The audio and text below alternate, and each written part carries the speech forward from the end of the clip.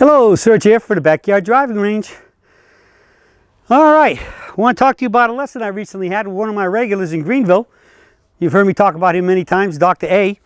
And he's really working hard on his game, and he's really starting to make some great progress. And what really is happening now is I'm seeing him about no less than once a month.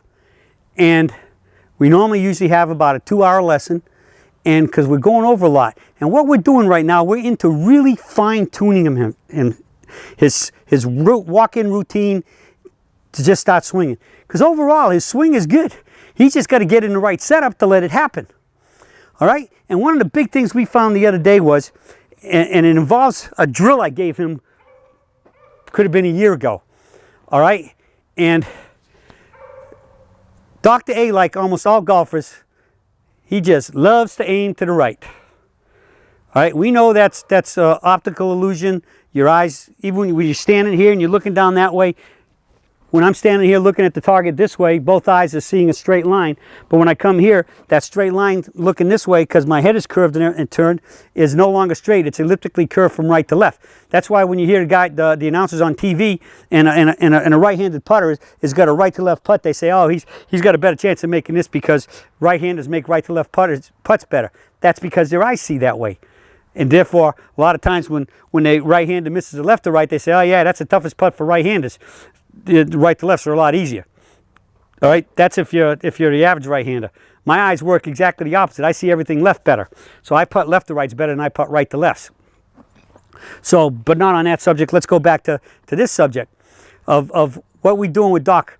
I gave Doc a drill a while back because he was aiming to the right all the time.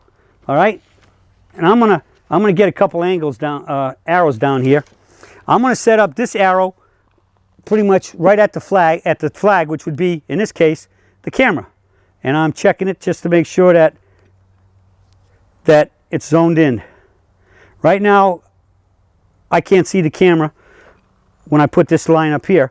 So when you walk in to the golf ball, and if you're aimed to the right, you are effectively, if you stand here, you would actually have a situation now of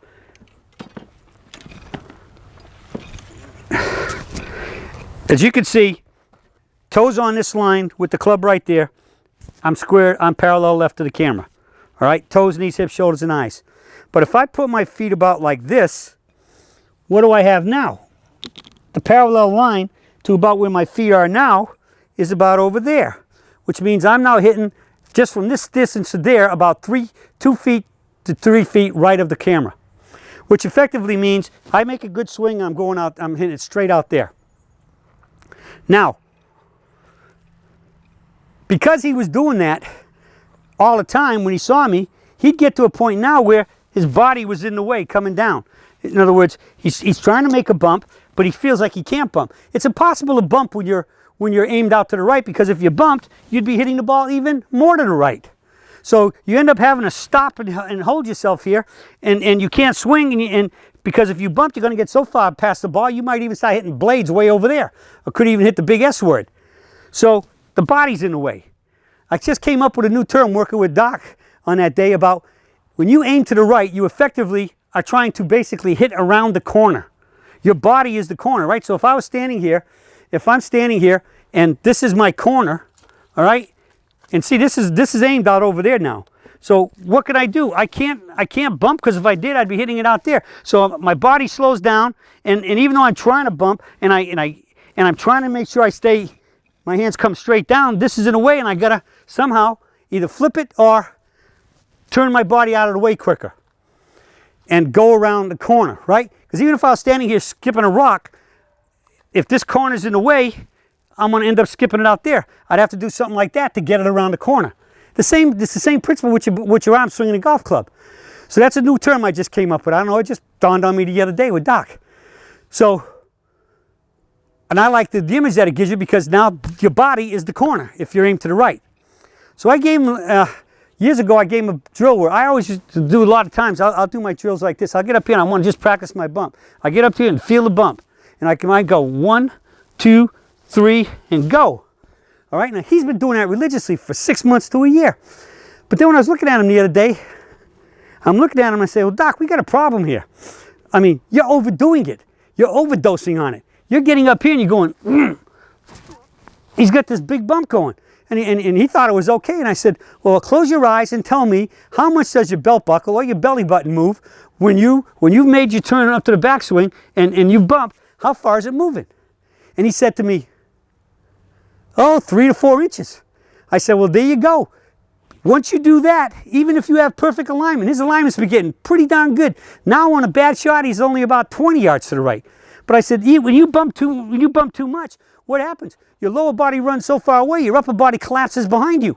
And it's going to have your arms fall down inside. And effectually, this is so far out here, even if it's turned out of the way, you still somewhat have a corner. And your whole body is out of balance now. And he's hitting toe jobs, and he's chunking one, he's topping one. And I said, 4 inches is way, way too much. It should move no more than about 1 inch. So I said, when you do that 1, 2, 3 drill with the bump, you get up here, I want you to go 1, 2, 3. But see what I'm doing? I'm barely moving.